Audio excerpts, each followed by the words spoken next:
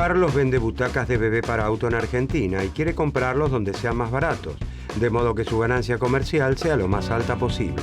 La fábrica de butacas de bebé para auto de Italia, con mayor tamaño, equipamiento moderno y tradición industrial, produce con costos relativamente bajos y puede vendérselas a Carlos a 300 pesos cada una y así obtener una ganancia. La fábrica argentina, que no cuenta con equipamiento de última generación, no alcanza el mismo nivel de eficiencia, sus costos de producción son mayores y no puede vendérselas a Carlos a menos de 500 pesos para obtener una ganancia.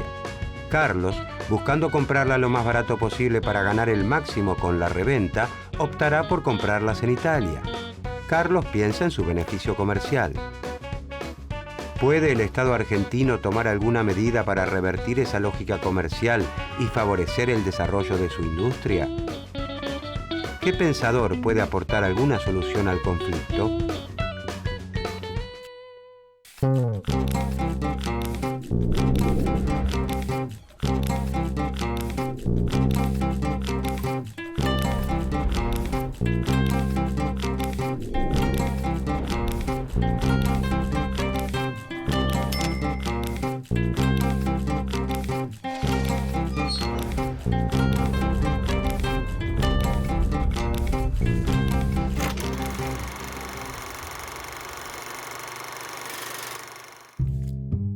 Federico List fue, junto a Carlos Marx, uno de los economistas alemanes más destacados en el siglo XIX. Nace en 1789 en Württemberg, uno de los muchos reinos en los que Alemania se había fragmentado desde mediados del siglo XVII. Inspirado por el crecimiento de las potencias de la época, Inglaterra y Francia, List aspira a la reducción de la brecha entre el desarrollo industrial de estas potencias y el de su nación, y comprende que el primer paso para lograr este objetivo es la unificación territorial de Alemania. List desarrolla su actividad teórica como un hombre de acción. Como tal, lleva adelante una campaña por la desaparición de las aduanas interiores entre los reinos alemanes. Aunque su defensa de la unión aduanera resultó finalmente victoriosa, le costó 10 meses de prisión con trabajos forzados y una deportación a los Estados Unidos, donde viviría entre 1825 y 1832. En Estados Unidos, List toma contacto con la obra de Alexander Hamilton, quien fomenta la protección de las industrias nacionales a través del Estado. Esto lo impulsa a defender el proteccionismo para la subdesarrollada industria de Alemania y la extensión de su sistema de ferrocarriles. En 1841 publica su obra fundamental llamada Sistema Nacional de Economía Política. La obra de List se enmarca en la escuela historicista o histórica de economía. Esta corriente de pensamiento, representada principalmente por alemanes, proponía basar la ciencia económica en el estudio de la historia social, en lugar de deducir leyes sistémicas como lo hacían los clásicos ingleses. Los últimos días de List son desafortunados. Pierde muchas de sus propiedades en la crisis financiera que azota a Estados Unidos en aquel tiempo, enferma y finalmente se quita la vida en 1846. Sin embargo, la obra de List se convertirá en el más valioso legado que conducirá al desarrollo de Alemania en los próximos años. La influencia del historicismo alemán se extiende durante el siglo XX con obras como la de Max Weber y Werner Sombart.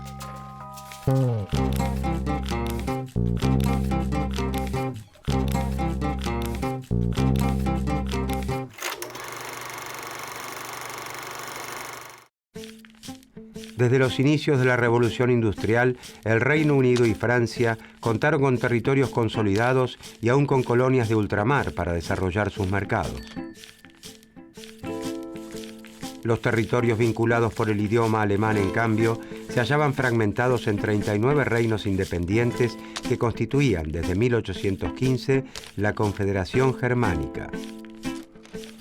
La constante puja por el predominio de la Confederación entre sus dos principales miembros, el Reino de Prusia y el Imperio Austríaco, debilitaba a los reinos más pequeños y demoraba de forma notable la conformación de Estado-nación modernos. En 1834, y bajo la influencia de Prusia, se crea una unión aduanera o Zollverein, a la que se suman todos los reinos de la Confederación, excepto Austria. Los integrantes de esta unión mantienen sus fronteras, pero reducen las barreras arancelarias entre sí, de modo que se fomentan los vínculos económicos y se gana cierta cohesión política entre ellos. La unidad alemana se consolida en 1871, tras 2 guerras que unifican a los reinos de la Unión bajo la hegemonía de Prusia, constituyendo el Imperio alemán y excluyendo definitivamente a Austria del conjunto.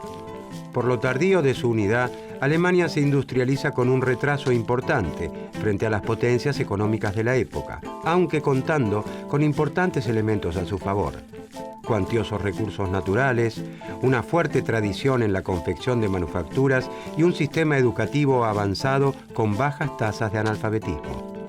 En 1835 se inicia la construcción de ferrocarriles y el desarrollo de industrias siderúrgicas y mecánicas. 2 décadas después, las industrias alemanas ya fabrican desde las locomotoras hasta los rieles. Con la expansión de las industrias pesadas, se genera la infraestructura necesaria para el desarrollo de las manufacturas destinadas al consumo, y mucho antes de iniciarse el siglo XX, ya es claro que Alemania vive el proceso de industrialización más exitoso de Europa continental. Este notable crecimiento no se produce espontáneamente, sino a través de un fuerte impulso de la industria pesada por parte del Estado, que también protege con aranceles a las manufacturas domésticas destinadas al consumo. El relativo éxito de esta política, junto a la evidente expansión económica y militar del Imperio alemán, harán que a fines del siglo XIX esta nueva potencia se transforme en una amenaza para el equilibrio internacional instaurado por Inglaterra.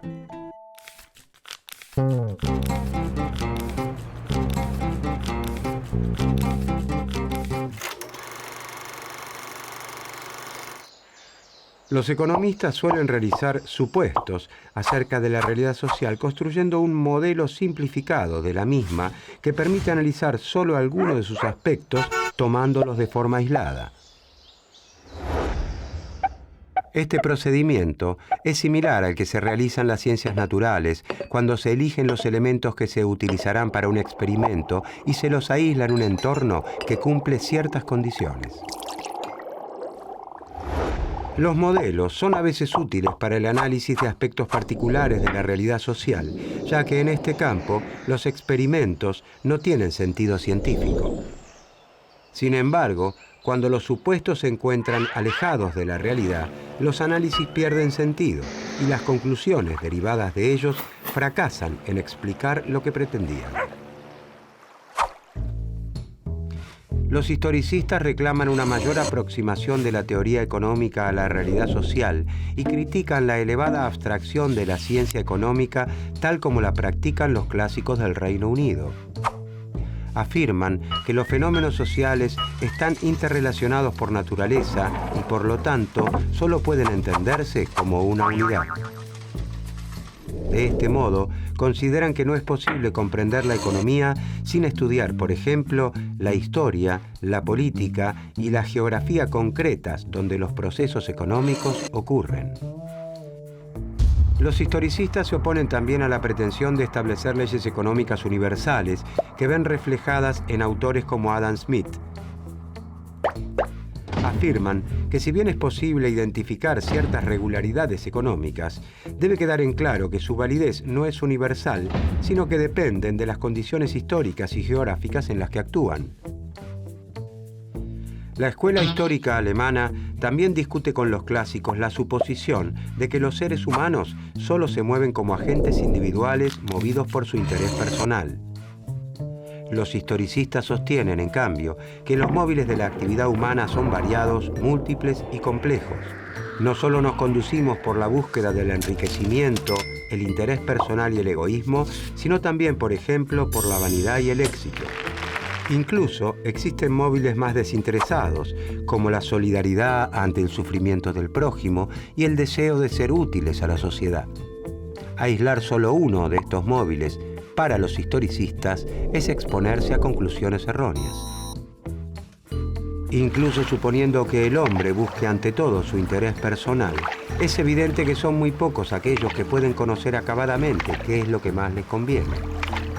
¿Cuántas veces tomamos decisiones contra nuestro propio interés?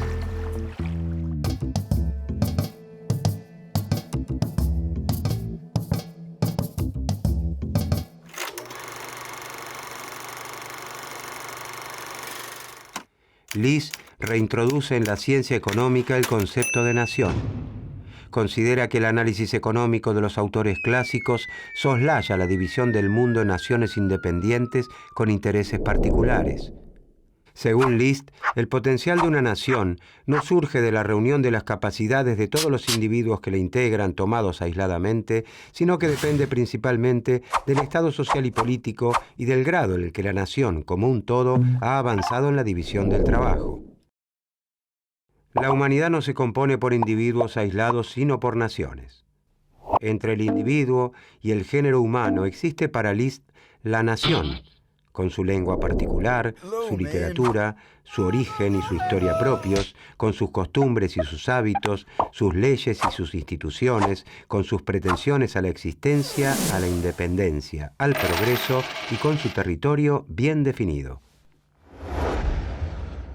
De esta manera puede comprenderse de qué manera las naciones, que son florecientes, han logrado tal grado de poderío y prosperidad, o por qué motivo otras naciones han perdido su pujanza de otro tiempo.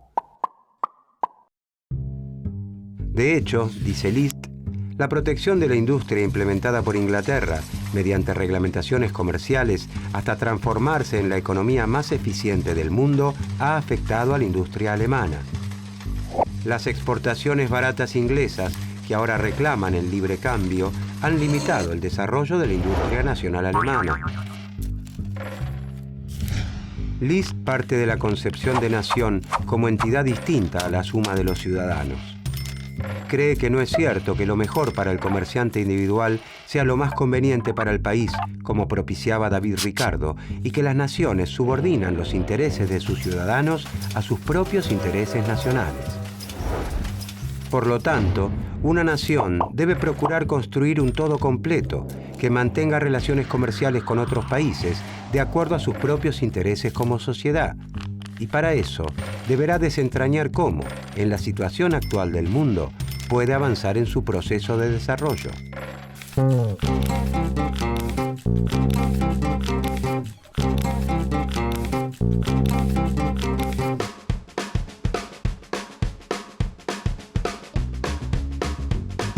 Carlos, el comerciante nacional, está decidido a comprar las butacas de bebés para autos fabricadas en Italia, que se ofrecen a 300 pesos cada una, contra los 500 pesos que le cotiza la fábrica nacional.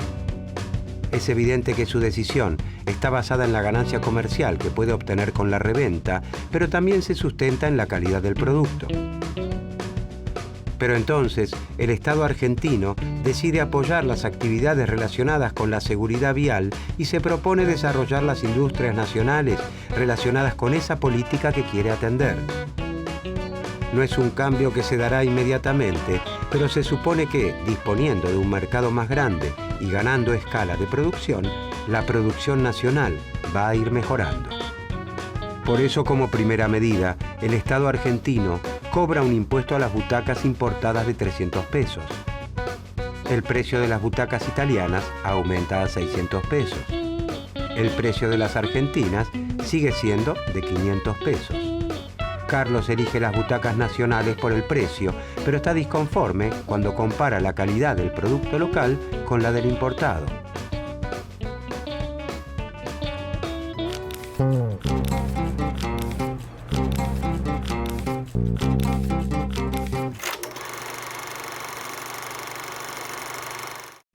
List acepta gran parte de los postulados clásicos, pero rechaza el libre comercio. Cree que los países que tienen potencial para explotar y fortalecer sus industrias deben abrazar el proteccionismo. Solo con la intervención del Estado puede alcanzarse una industria manufacturera perfeccionada, una marina mercante considerable y un vasto comercio exterior. List dice que el libre comercio es muy conveniente para los países atrasados y sin potencial de desarrollo. También para un país como Inglaterra, que ya ha alcanzado la madurez industrial. Los pensadores ingleses Adam Smith y David Ricardo propician el libre comercio porque luego de utilizar impuestos a las importaciones y restricciones a la navegación, Inglaterra había logrado alcanzar tal capacidad manufacturera y de transporte por mar que ninguna otra nación del mundo podía hacerle competencia. Desde esa posición del liderazgo mundial, los pensadores ingleses alentaban a la especialización de las naciones en aquellos bienes que elaboran mejor. De esta manera, cuando cada país se especializa en lo que hace de forma relativamente más eficiente e importa el resto de los bienes, se establece una división internacional del trabajo que beneficia a todas las naciones. Según los clásicos, todos ganan con el libre comercio si, siguiendo sus ventajas comparativas, Portugal elabora vino, Inglaterra tejidos y Polonia y Argentina cultivan trigo. Pero Liz advierte que las ventajas comparativas no son datos de la naturaleza, sino el producto de su historia. Por ejemplo, hacia principios del siglo XIX, Portugal se especializa en la elaboración de vino, Inglaterra en tejidos y Argentina y Polonia en la producción de trigo. ¿Pero debe Portugal especializarse en vinos, que es lo mejor que sabe hacer en este momento? ¿O debería proteger a su industria textil para darle tiempo a que fortalezca, logre incorporar tecnologías más sofisticadas, mejore la forma de producción y así volverse más competitiva en el futuro?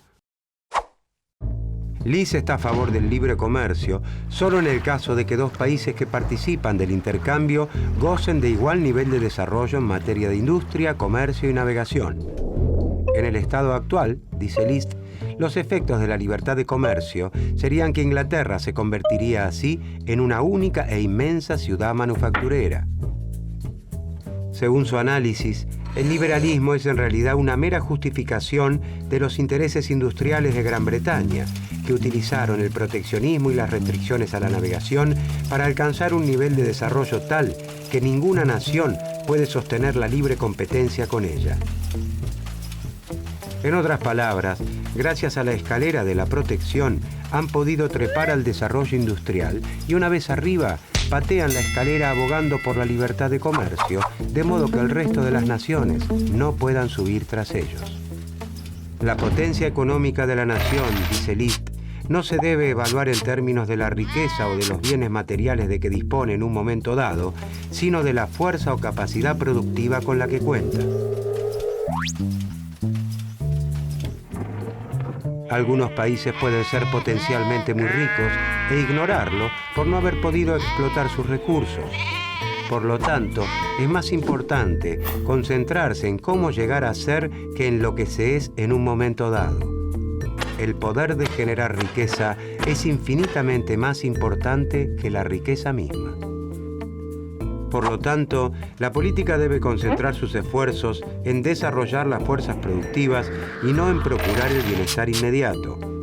Y la forma de desarrollar el potencial de un país avanzando de los estados con menor nivel de desarrollo al nivel de una nación preponderante es al amparo de una protección contra la competencia extranjera, y esto se logra mediante tarifas aduaneras o prohibiciones que encarecen los bienes importados.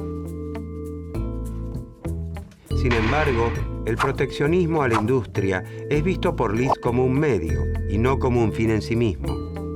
Debe aplicarse en aquellas actividades que requieren importantes inversiones en equipamiento, conocimientos técnicos, destreza, experiencia y un gran número de brazos, y debe hacerse como una política transitoria. Aunque transitoria no significa breve, y no todas las ramas de la industria deben protegerse por igual, los aranceles protectores deben ser retirados cuando se alcance un grado de competitividad internacional suficiente.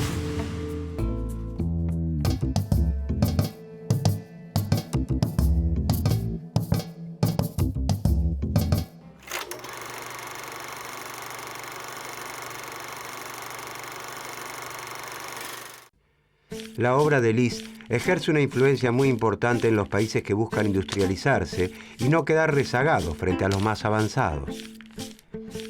Influye en el pensamiento orientado al desarrollo manufacturero y de protección a las industrias incipientes de Estados Unidos y Alemania a fines del siglo XIX e incluso de Japón y Corea ya en el siglo XX.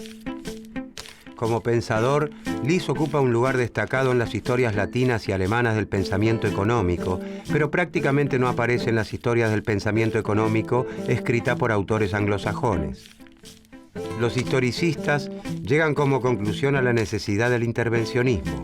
Piden que el Estado tenga un rol activo para desarrollar la economía nacional y proteger a las ramas productivas aún inmaduras que no pueden enfrentar la competencia con industrias ya desarrolladas. Gracias a sus postulados, la economía alemana logra su desarrollo en virtud de políticas intervencionistas y proteccionistas. Los historicistas sostienen la importancia del conocimiento histórico y cultural atacando el método puramente lógico, la elevada abstracción y la falta de realismo de los economistas clásicos. Su permanente demanda de más estudios empíricos les confiere plena actualidad.